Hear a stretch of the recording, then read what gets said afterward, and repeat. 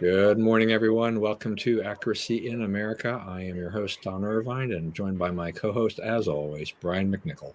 Hello, deplorables, drags, despicables, chumps, Neanderthals, semi-fascists, and those dog-faced bony soldiers. That's right. Gotta love all those things. Oh yeah, they are us, and we are them. Yeah, that's right. We had to do a TV show around all that. All right. So last time, it's been a couple of weeks. Last time we met, we were just on kind of like the eve of the anniversary of the invasion, the war in Ukraine. We're now over the year mark.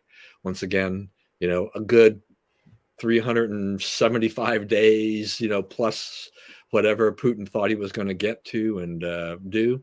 But what I thought was interesting now, I mean, there's still a battle, I guess, in Bakhmut, and I guess the Russians are really pressing, there. But just this thing with this, this Wagner group, which has had the blessing of Putin to go and take prisoners and put them on the front lines. I mean, I don't know how many prisoners have died, but I think it's a fair amount. I mean, I guess these guys sign up figuring like, heck, I'm in a Russian prison. How much worse can it be? I mean, I'm probably, maybe I'm going to die in there anyway. I might as well die for the country or something or other, I guess.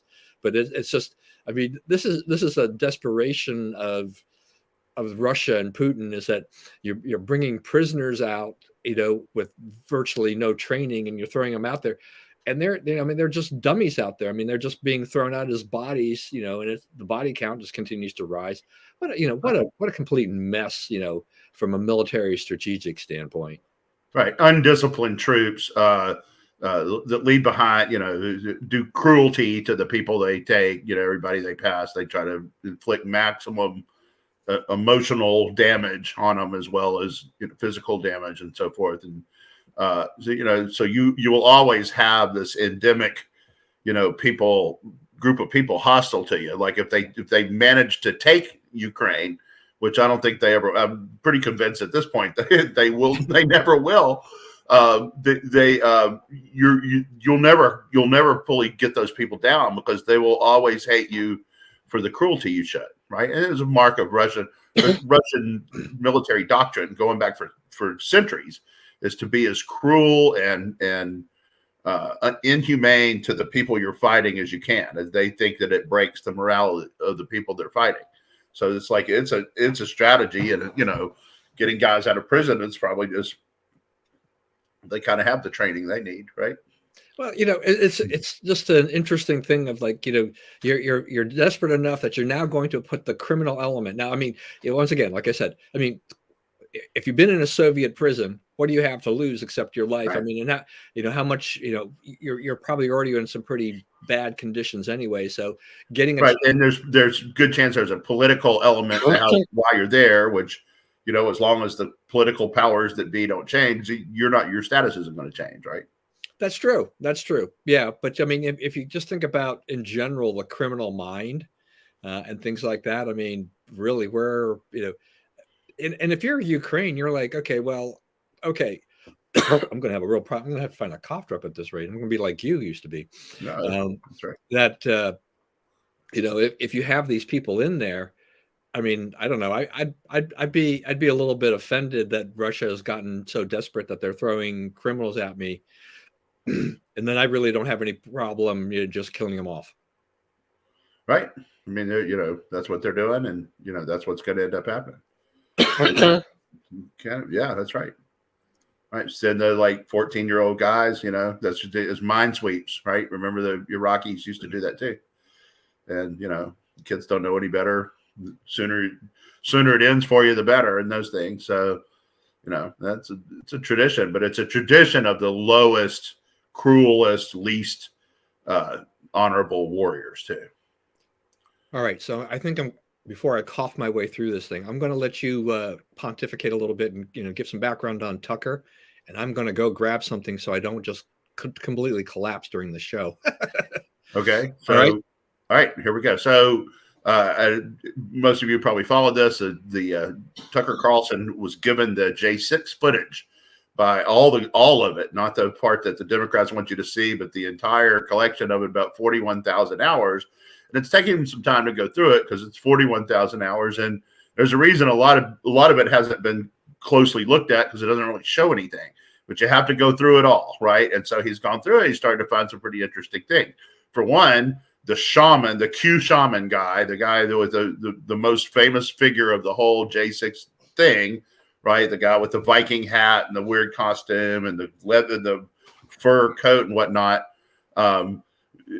He was being escorted around the Capitol by police officers. They were taking him where they, yeah, that's right. Those folks, that's right. Just kill him. That's right. So the cops were escorting this guy around the Capitol. They were opening doors for him that he couldn't get through.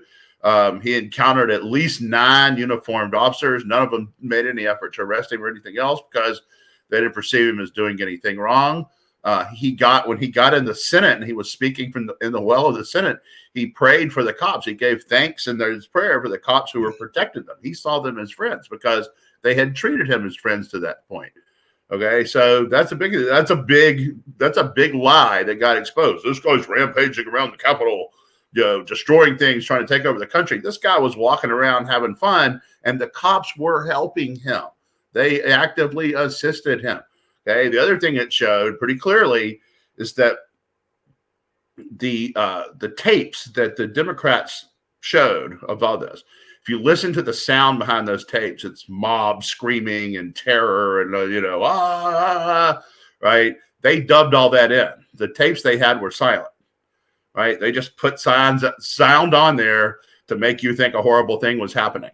So, other people have gone on, and like I saw one yesterday, someone had dubbed elevator music over the same tape that the government, that the Democrats had doctored to make it seem like it was this horror scene.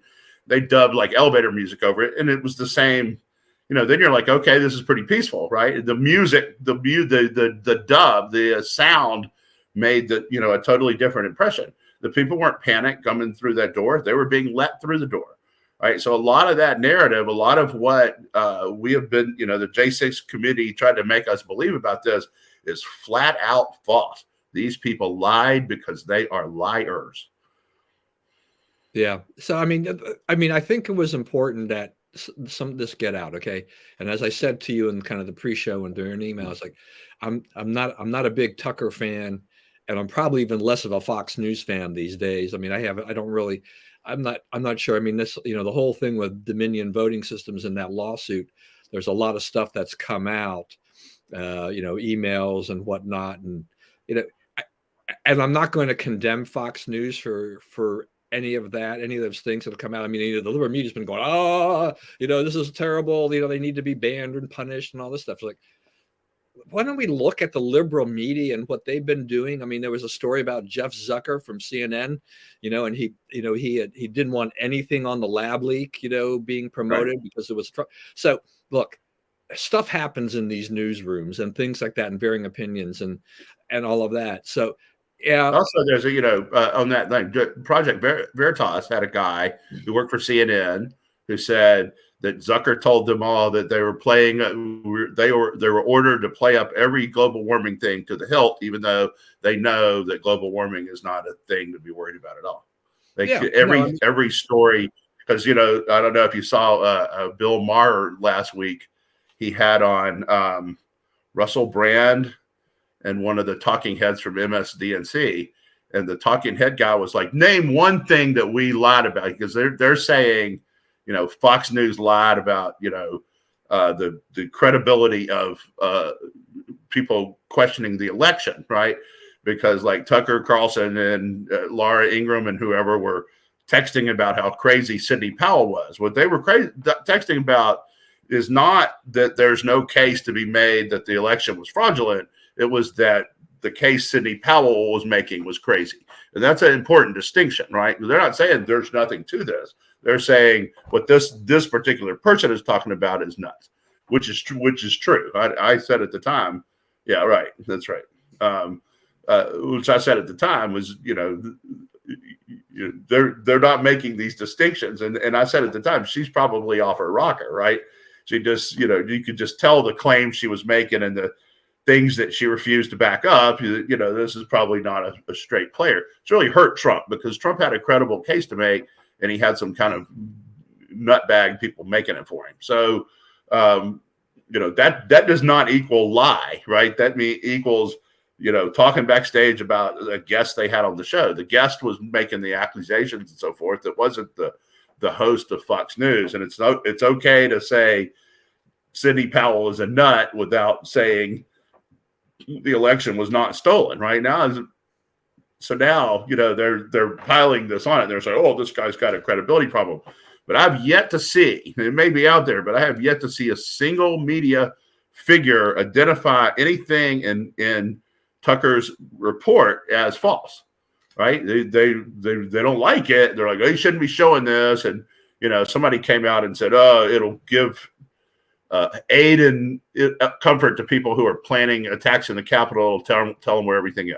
It's like, I'm sorry, y'all didn't worry about that when you were showing your footage on the committee, so we're not going to worry about that now. So, people it's easy enough to find out what goes on in the Capitol without cameras or maps or whatever, right? Everybody can get in. You can map it out yourself. So, I mean, that's total nonsense. And so they're caught, and like liberal media is freaking out. They're all like, this is terrible, and they should be banned, and they shouldn't be allowed in the White House. And, this is totally wrong. And it's like, it's just some truth getting out that doesn't make you look good. That's all it is. Yeah. And look, and Fox has every right to do that. I mean, are they, in general, I mean, are they doing anything, that the other side wouldn't do or hasn't already done, with, I mean, but they don't like this. I mean, like they are freaking out because this is not good for them. This, as you see the wider picture and all that stuff. And I will, I'm not going to give Project Veritas, a lot of, gold stars for things that they've done over the years, because I'm highly question a lot of the things that they have produced in their selective editing. I don't like their style. And I think James O'Keefe is paying a price for his own boorish behavior with his employees and things like that. But nevertheless, it's out there. I mean, I'll even criticize my former organization, Accuracy Media, because they the guy who's running it is an acolyte of James O'Keefe, and they're now doing the same thing Project Veritas does with these educational videos. They're getting some press, but are also being called into question for their, how they're being edited and things like that. So there's a lot. I'm afraid that Accuracy and Media has gone down the gotcha journalism rat hole. And that's just too bad. That's, I'm glad that I'm not with them anymore. And I'm glad that, the further we go and separate from that kind of behavior and that kind of, policy, the better. But, and Tucker is just an interesting guy. I mean, he's all over the place. He does expose a lot of things. I don't agree with him a lot of times on stuff and his methodology, but it is what it is. And I think I think you're right about this whole idea about what are we really seeing here in terms of potential attacks in the future. The public had pretty wide access to a lot of stuff in the past anyway, right? You could sit in the chamber and watch, things going on in a House chamber. There was a gallery there before, and it's not like there were so many areas that were cut off that these people hadn't been to, that hadn't been seen in public before. The public, as taxpayers, that's our property in essence. So we have a right to be in most areas, except those that need to be secure for the protection of congressmen or of senators or whatever, those officials. But other than that, I mean, we have fairly free reign over a lot of things. So it's not like there's a lot of deep, dark secrets in there. I don't think we'll ever see another J6 type of thing like that. I think there's a lot of lessons learned from there, and the Capitol Hill police have taken it on. We've had two straight, essentially, right? Because I mean, they tried to burn down Washington when Trump was inaugurated. Yeah, so they're fine. Never gone real well, But I think you see now, what happens. State of the Union speech. What happens? All of a sudden, all this fencing appears, right? Right. We become kind of this weird, little camp. You've got to now do all these things. Yeah. So I thought an important part of this was the important part of this though is like Stephen Colbert said on his show, his monologue. Colbert. You know, he's like, well, it's Colbert. His sister runs the Port of Charleston, right? She's not a private figure, right? And she calls herself Colbert, and she says her brother is ridiculous. I think early on, I think he wanted to give it that little extra air. So. Yeah. So, but anyway, he said, you know, we saw what happened there on J6. Now you saw what the Democrats chose for you to see, right? Now we're seeing more, and it's not it doesn't square with what they said. Yeah, right? so they're all mad about it. And I did want to say too, you know, your comments about Sidney Powell. You know, I thought she had, you know, she really ruined what credibility she had established, you know, with Flynn, right? Yeah. You know, she did a pretty good job, you know, initially, and then she gets onto this whole thing, and then starts, you know, spouting off all this kind of crazy stuff, and yeah, you know, Fox News is, you know, for giving her any kind of a platform, mistake. Yeah, that's right. They didn't vet that, and they kind of wanted it to be true. Some of them did. I mean, some of them were off call in Arizona when it clearly couldn't have been. That was also in the news this week. There was no way Fox had the information to do that. They did that to influence events. So they were not for Trump. That's, you know, that's pretty clear. Also, you mentioned something earlier about this before we leave this. It's like it's getting harder and harder for conservatives to square their Fox viewing, right? They're like these days, like, why am I watching all that? You know, and I guess part of it is, you know, the left thinks they're so cute, taking Newsmax off the AT&T wire and DirecTV and so forth. If you let Newsmax, if you want to hurt Fox, let Newsmax be on, right? Because I mean, people are looking. The conservatives are not going to tune in to MSDNC. They're not going to do it. There's those people lie too much, and there's too much emoting, and they're just not going to tolerate it, right? Because you can things you know to not be true are said on the regular. So, you know, if they want hurt Fox, let Newsmax have some play, right? Let Fox develop competitors. The reason Fox wins all the rating wars is because there's a bunch of leftist networks, right? And there's only one that's on everybody's TV that's on the right. So since they have all of the right side of the middle audience, whereas, you know, the left side is divided up amongst a bunch of people. Look, and if liberals want to complain about Fox News and any conspiracy theories or, you know, anything things that is being pro Trump, I mean, Newsmax was far more into those into the Trump camp and do a lot of things than Fox, you know, it did on a lot of things. You know, I don't look, liberals, you know, conservatives are, you know, they get upset about this whole Newsmax thing. Okay. I have an axe to grind with Newsmax, you know, over the years. I don't think that, you know, Chris Ruddy is brilliant in terms of what he found and what he did with it, but he's also got a huge ego. And I do think it's really true that, you know, what happens in these things is that, you know, they're pushing for more money from these systems, and the systems are looking at it and they're saying, like, you're really not attracting that many viewers. Plus you're still giving away a bunch of stuff, you know, streaming. You know, we really can't make money with doing this. I mean, you know, One American News had terrible production values, and, you know, they weren't getting anybody. So drop them. Nobody really misses them that much. They have alternatives. You know, in today's world, you can go stream and you can find other alternatives. Having the satellite and having the cable is great. You know, obviously that's the way you really can make money. But you can survive and you can do very well using YouTube and everything else, and just pushing your audiences there. You know, and I think, you know, sometimes you push too far, and I think that Chris Ruddy and his ego also get in the way of things that happen at Newsmax. You know, Fox News, you know, it's interesting because, you know, I mean, the ratings of all the cable news is down. I mean, you know, I'm not a huge Trump guy, but, you know, without Trump is good for Fox News, and he's good for the liberals. Right. And all of these guys are hurting, you know, in their ratings as a result of that.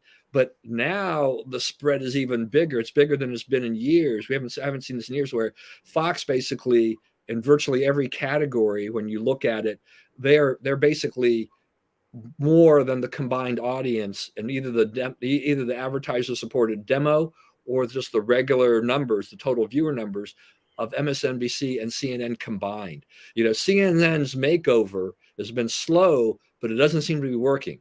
They're trying to be more, get away from all this political, opinion stuff, but they're really not gaining, they're losing ground still. Right. The opinion is what people want. I think people want opinion. They want to be told they're right.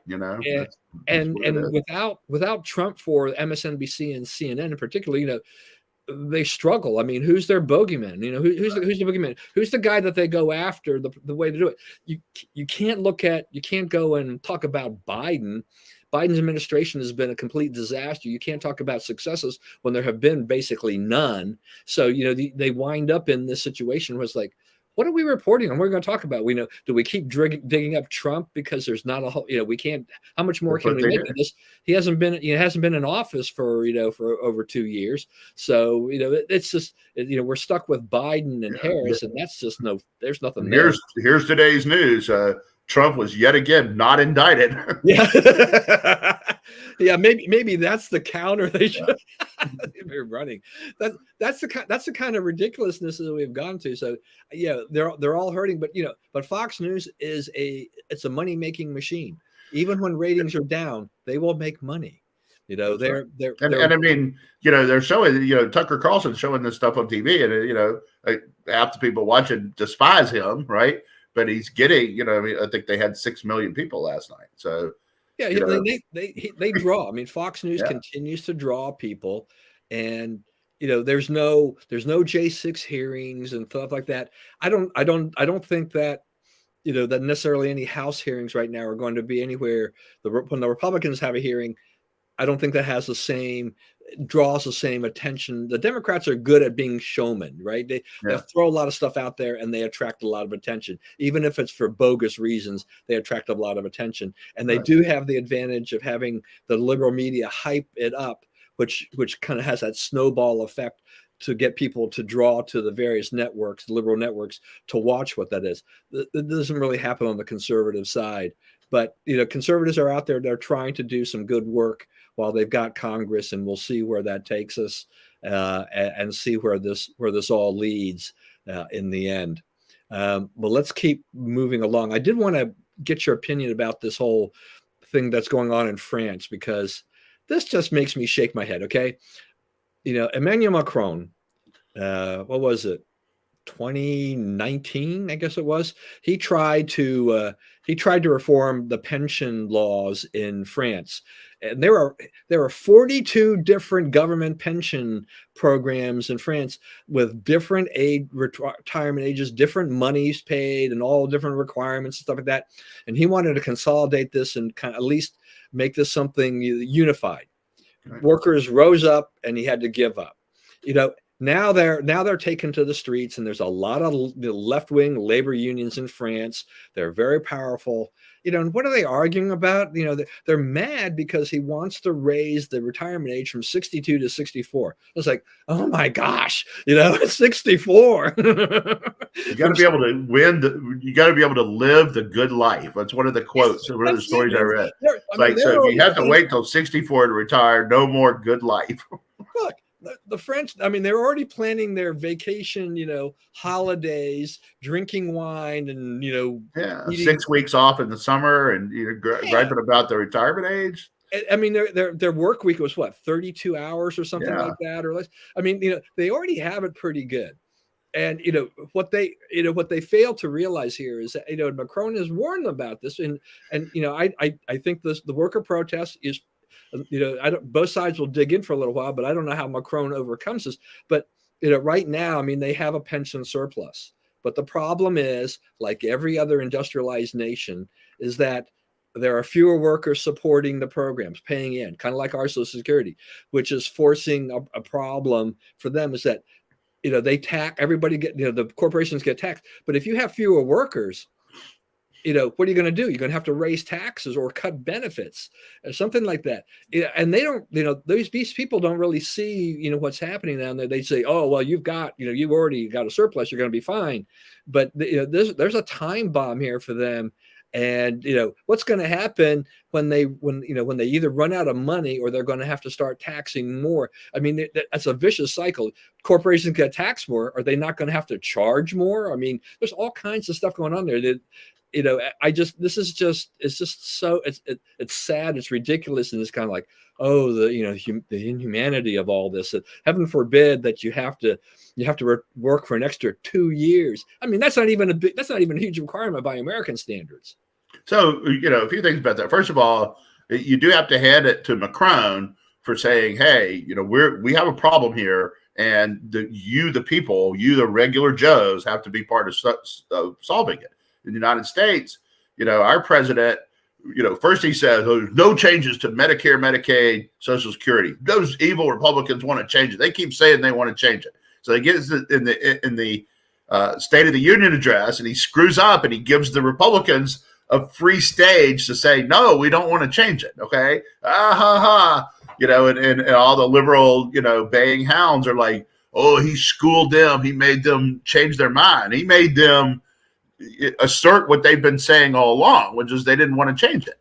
Right. So, he actually shot his hostage there. So now he's back to, okay, but, it does have to be changed, right? Because it's not affordable. The point y'all made about it being not affordable is in fact true. So we have to take some steps. So what he wants to do is again, add taxes to the rich. The rich, with the top 20% of U.S. earners pay 92% of the taxes.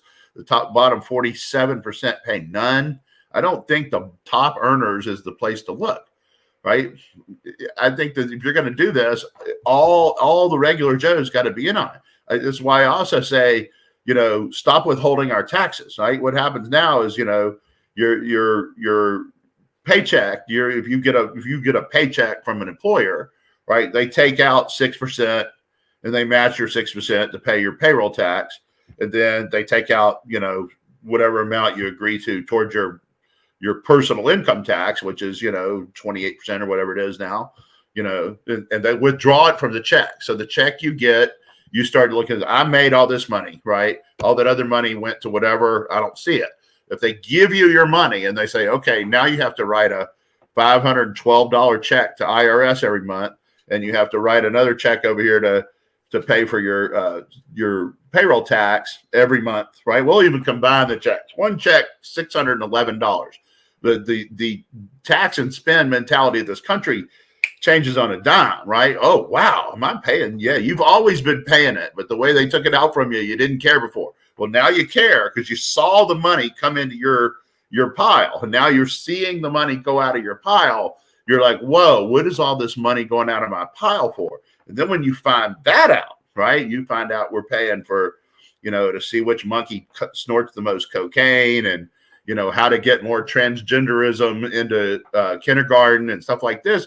You're like, I don't really want my money spent like that, right? So then we start having some serious discussions over what is the proper role of government, and, what do they really need to be paying for? So, I mean, if you want to fix all this, quit withholding. Let people stroke a check every month. Old-fashioned check, no electronic, we take it out. You write us a check and put it in the mail every month. And if we don't get it, we come see you, right? You will start get a whole different attitude on taxes. Yeah. I mean, I wish I could believe that people would actually, if we eliminated withholding and forced people to pay, that they would actually write the check.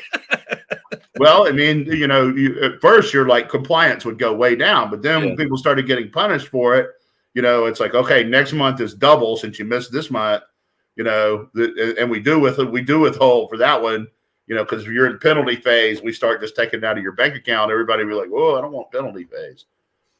Yeah, I mean, the compliance will be kind of an issue, but it's so true that really the only way to get Americans as a whole to understand, how we're in this tax and spend mentality is that you force them to actually write the check, take that, send the IRS separate money, right? Rather than having it withheld. I mean, how many times have we seen, young kids, people get their first job and they're like, hey, look, hey, mom, dad, I'm getting paid $15 an hour. This is great. I work 40 hours. I got I got 600 $600. stackers coming. And Yeah, and oh, they come wow, back I've and they're got like, 430. What happened to my money? yeah, Right? Because that's what happens. yeah, Right. I'd say half the Republican Party is people who looked at their first paycheck and said, wow.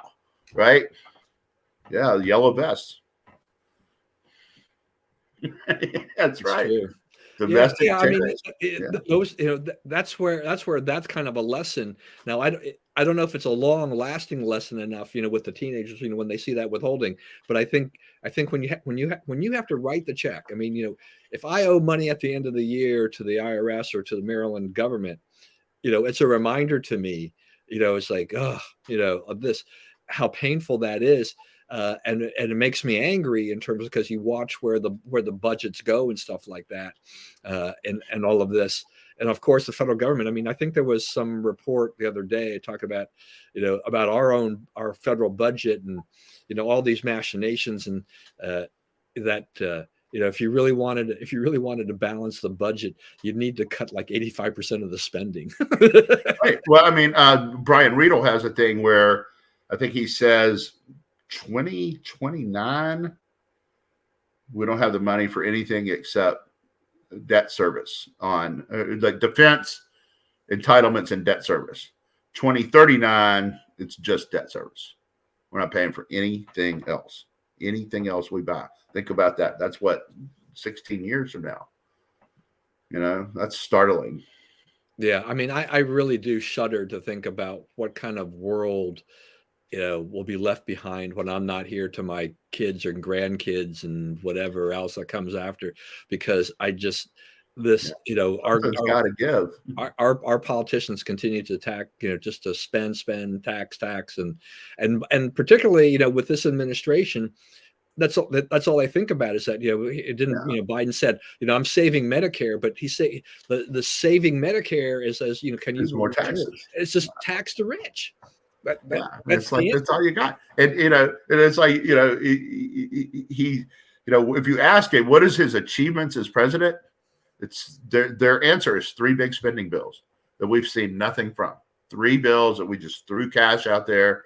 Keynesian theory that, if we create, if we have construction, the construction workers will spend and we'll all get rich from their spending, and other hobgoblin things that never work.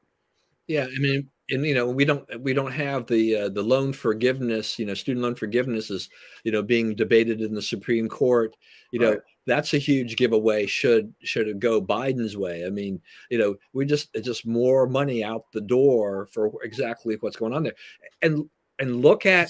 By the way, it seemed like the questioning on that, the justices not buying what Biden's selling. Yeah, I mean, the big issue, I think, on this is that, from the arguments from, what is a Solicitor General, I guess, argues that case for the U.S., Elizabeth Prelogar, or whatever her name is, and I guess she really didn't impress the justices, at least the conservative justices. The question really there is that, do those cases, is there standing? Will they, if they get standing, it's over. Well, they've been granted standing, or it wouldn't be there. They're what's at issue now is, does it constitute a draw in the Treasury? Yeah. Well, you have to have, the House has to approve anytime you're making a draw in the Treasury. I think they can. I think even on the standing issue, I think they can still. There's still an opportunity for them to argue on that. But it's going to be. I'm fairly confident that it's going to go. Conservative justices will rule against the Biden administration, that this is DOA.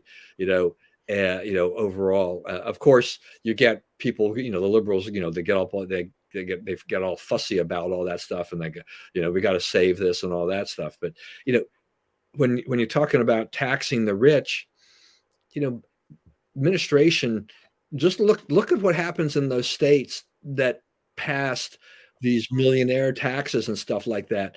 All those states saw an exodus, right?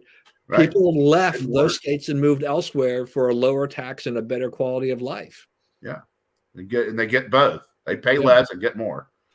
And yeah, and it's getting stark too. I mean, people are piling into Florida and Texas, and California, Illinois, New York are losing people by the thousands. Yeah, and from a voting standpoint, even though Democrat voters may move to red states, even they, I think, unless they're hardcore, they can even be, they can look around and say, well, maybe Republican principles aren't so bad. In the meantime, Democrats lose population and they lose House seats, Right. and and the benefit maybe shifts a little bit more Republican. Though I know that there's a continual movement out there to say we need to expand the House of Representatives, because the population. But it's like, I don't know. Look, 435 representatives is already more than enough. Considering right. We don't need any more. There's stuff we need, but more of those guys ain't it. Yeah, that's exactly right. I think we can conclude. Yeah. I don't care how big the United States grows. It's like, we do not need any more congressmen. Right. That is right. That's for sure. I want to get your thoughts about this whole kidnapping and murder in Mexico. As I understand, I mean, they were going in for, one of them was going down there for a tummy tuck or something like that. Right. There's a lot of medical tourism in Mexico. My sister went down there for gastric bypass. Stapling. Yeah, the bypass. Gastric bypass surgery. Went to Tijuana. So, I mean, that was a few years ago. That could have been, that could have been her. So these people all went in a car and they got pulled over by a cartel that thought that they were a rival drug organization operating in their turf. 2 of them were killed. 2 of them got away. I guess they're back in Texas in a hospital somewhere. One of the arguments that the people who are against the Ukraine war make is they say U.S. would never let somebody set up dangerous labs right across the border from us, like these supposed biolabs they have in Ukraine. But we do. We let the Chinese sit right across our border in Mexico and make fentanyl that's killing more than 100,000 of us a year now. Right, including people with. I guess you saw there was a young kid, maybe even an infant, in a B&B, and the previous guest had fentanyl at a party, and the kid, like touching surfaces and putting it in their mouth, got enough fentanyl to OD and die. Right, this is dangerous stuff. So and they're suing the Airbnb owner and the previous guest, and who admitted that they did fentanyl in the house. So. They have a serious problem. But we are allowing these things to go on right across our border because we don't have a president that doesn't really care about the border. He's trying to get as many Democrat voters across it as he can. So we have a very dangerous situation there, and no one seems any interest in addressing it. Except for was it James Comer? Didn't he say to bomb all the labs in Mexico or something? Yeah, I mean, that would be akin to what's going on in Ukraine, right? Yeah. But I mean, we're not doing that. We're not, this is not about knocking out the labs on the other side. Just as it's not about that in Ukraine, right? It's about taking over a sovereign country because he wants buffer space or whatever. Yeah, but what you just said about that Airbnb just makes me wonder too. It's just like, having a customer, basically, using your Airbnb to take fentanyl. But what, the dangers of it each time these things turn over, they're supposed to be cleaned, by a cleaning crew that's hired by the owner or somebody like that. I mean, that's a danger to, these cleaning crews that come in there, right? You just, you kind of wonder. You presume they cleaned it, right? They went in and did the best they could. Yeah, exactly. I mean, I think there's a lot of liability going here all around, but wow. I mean, that's just, I hadn't never even thought, I never considered that using, renting a home or an apartment like that from something like that could, you wind up the previous person in there could have been some drug addict, using dangerous stuff. That's kind of scary, actually. Yeah. So, one of our favorite things. So it was a lab leak after all. I kind of wanted to play It's a Small World After All, but that'd be a copyright violation or something like that. But, this whole thing, I mean, unbelievable. Department of Energy talks about it. Biden administration tried to kind of downplay a little bit. Then you have, was it Christopher Wray talks about it from the FBI standpoint. It's like, okay, let's just be real here. We kind of knew what was going on from the beginning, and you y'all guys did too. you guys lied. I mean, one of the things I heard it recently, but I know it's been used before. But this whole what they said, the Faucian dystopia. Right? Yeah, that's right. I mean, what I don't understand is like I've never really gotten like what is the problem with us knowing that it came out of a lab, that it leaked out of a lab accident, right? Assuming that you don't have proof that they did it on purpose. That would be a different case, right? We don't really have proof. No serious suggestion that the Chinese did this on purpose, right? They appear to have suffered greatly from it too, right? They haven't really understood what to do with it. Their strategies for mitigating it has not been effective, and that's just the little we actually know of it.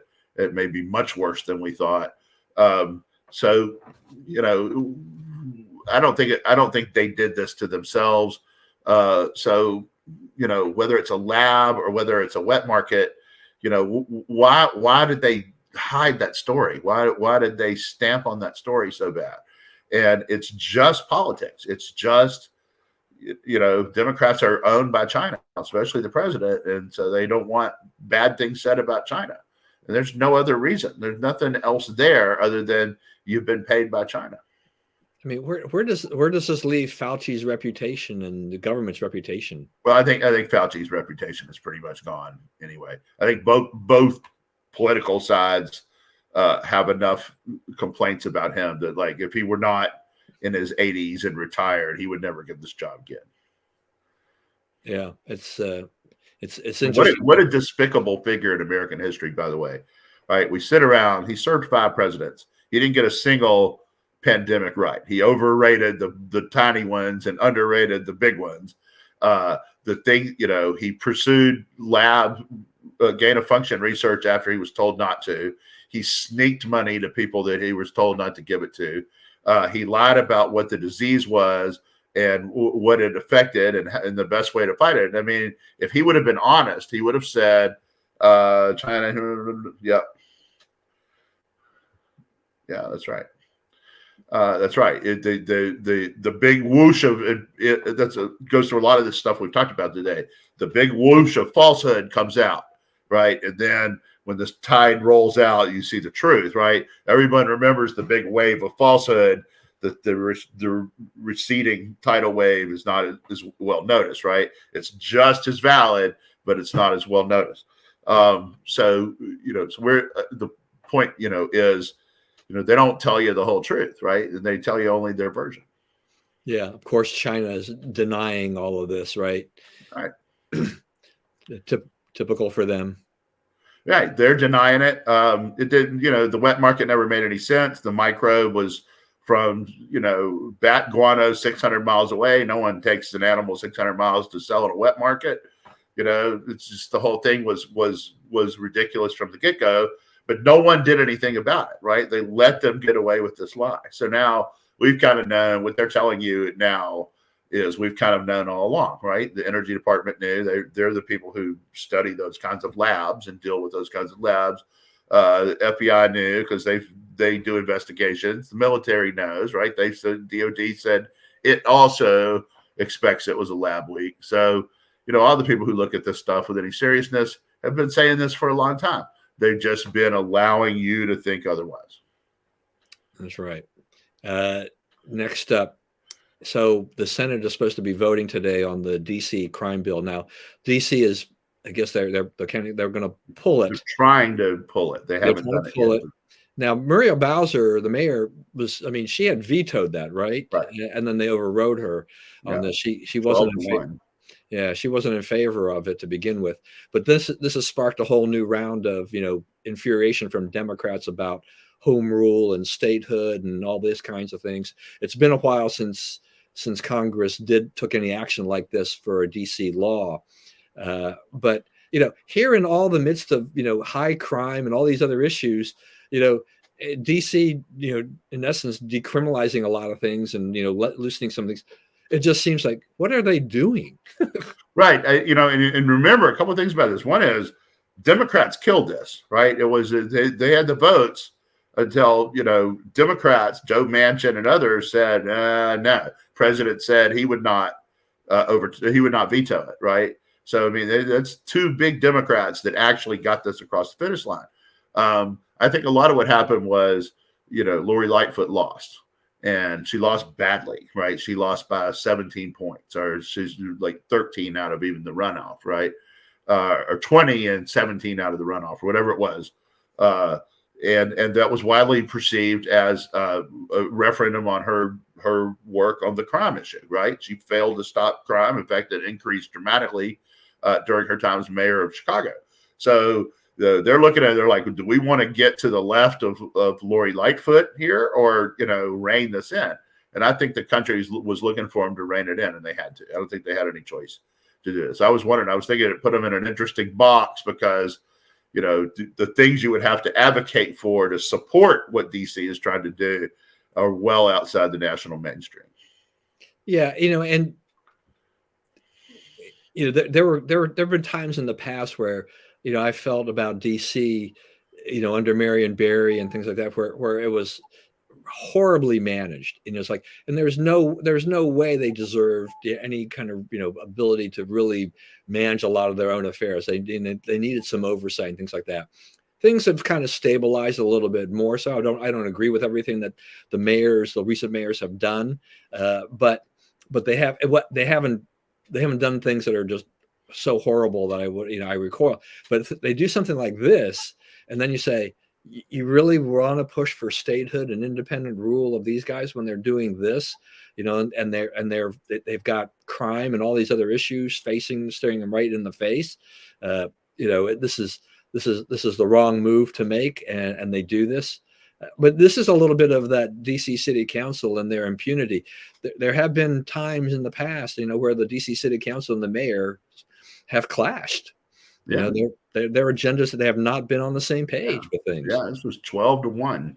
Yeah, and I think even school choice type of things with, under what was it, either Anthony Williams or Adrian Fenty. I mean, they would push either pro business or school choice things, and the city council's like, no, we can't do that and stuff like that. Right. They're really not interested in what's good for the citizens and how to protect their citizens. Right. It's just a Democrat Party. Yeah. And you've got what, well over 90% of the city is votes Democrats. So they kind of feel that they've got their own little fiefdom there. Tom Davis, when I worked for him, he was trying to get them a vote in the House, right? He had a deal where Utah would get a vote and they would get a vote.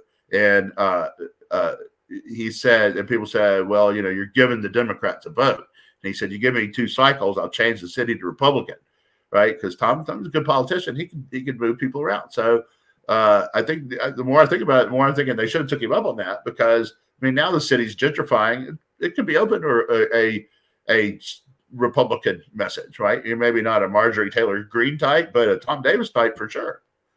And what does Bob say here? Oh, it went away. Marjorie Taylor Greene in DC. Whoa. Yeah. This is not the place for her, but a Davis or a Jim Jordan even could win. Yeah, I think there are politicians that where they're not so far over to one side that they're more pragmatic. They could do that, and they could succeed. Yeah, I think you're right about that. The DC is so different over the last 40 years now. They've really changed, and they have gentrified a lot of things. And as a result of that, there may be more willing to listen to other kinds of messages. And I don't think that. I think that when the mayors go too far to the left, I think even the population somewhat rejects that. I don't even think DC wants to be that progressive in their mayoral selections. Right. And the council is clearly to the left of the mayor. Yeah. And they're voted by their wards or whatever, smaller. Yeah. There's 3 or 4 of them are at large. Yeah. Most of them are everything like that. All right. Yeah. On Lori Lightfoot, just. Yeah, I mean, Lori Lightfoot was so popular. I mean, she swept into office. It was unanimous. There were people that were putting cutouts of Lori Lightfoot in their windows of their houses and their apartments and stuff like that. She lost all that base. I mean, her fight with the teachers, her issues on the crime, you know, Yeah, schools collapsing. I mean, yeah, really, the school system there is on the verge of collapse, on the verge of having to close up. yeah. And it's her problem. And crime is up like 1,700% or something ridiculous like that. That's her problem. Yeah, so it's racism and sexism. Even though she won in a landslide as a black, female, gay person, now it's racism and sexism for her loss. And yet, who are the runoff candidates? I mean, one guy's definitely a progressive lefty and a black guy, right? I mean, he's probably going to win, but you don't know. The other guy might win, but it's But one of them is talking about law and order, right? That's the school board guy. That's the school guy. Yeah. And so it'll be interesting to see how this, what way does it go? But she was so different than the traditional Chicago mayor, profile that had been in the past, and to see a mayor in Chicago actually lose after one term was pretty shocking. Yeah. That Democratic politics in Chicago normally does not work that way. That's right. All right, let's wrap it up. What do you want to talk? What's your final thoughts here? What are we?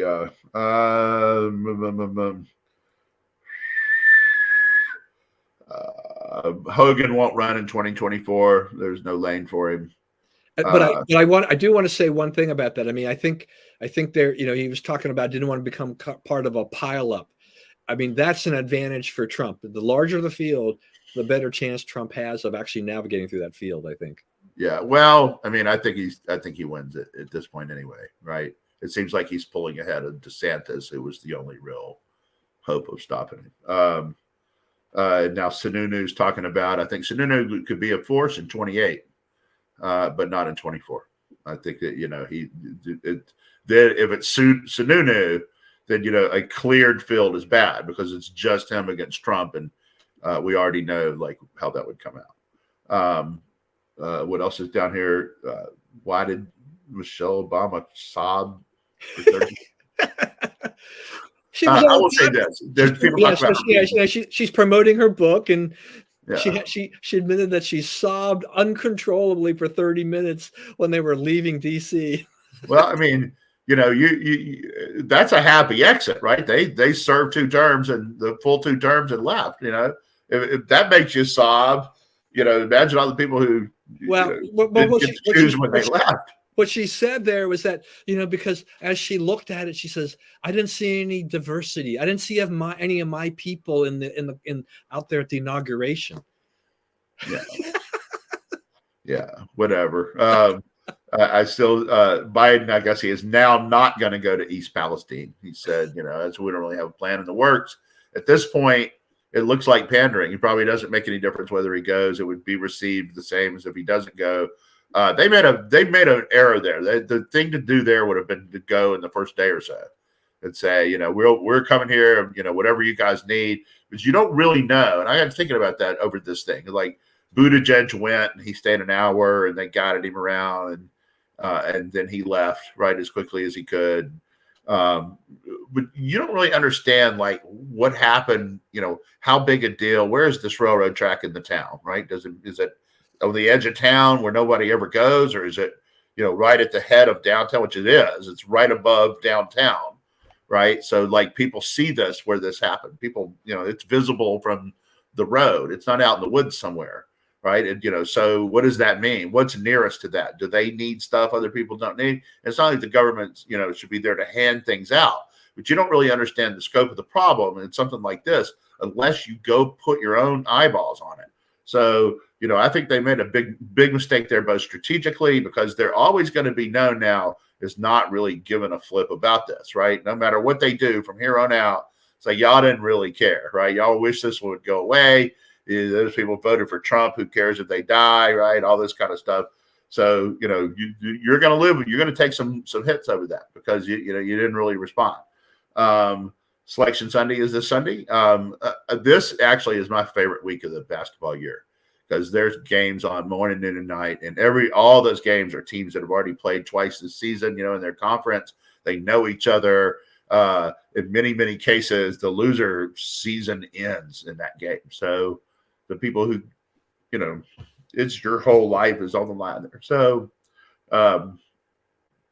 you see that this week. Next week it's kind of canned and it's kind of presented, and no one really expects Bucknell to beat, Houston or whatever, so, nothing happens, right? But this week is like, it's really everybody's heart is into it. That's right. All right. March Madness is around the corner. Great time of the year. One of the famous. Yep. Bob just chimed in. March Madness. It is the best. Bob's a Who's fan, a Virginia fan, so he's looking. They could make a deep run. Hopefully for them, that'll be the case. All right. Anyway, everybody, thanks once again for joining us today. Please, as always, stay safe and stay well. Remember, we live in the greatest country in the world. Do not let anyone tell you otherwise. And God bless America. And we will see you again next week with more news and views.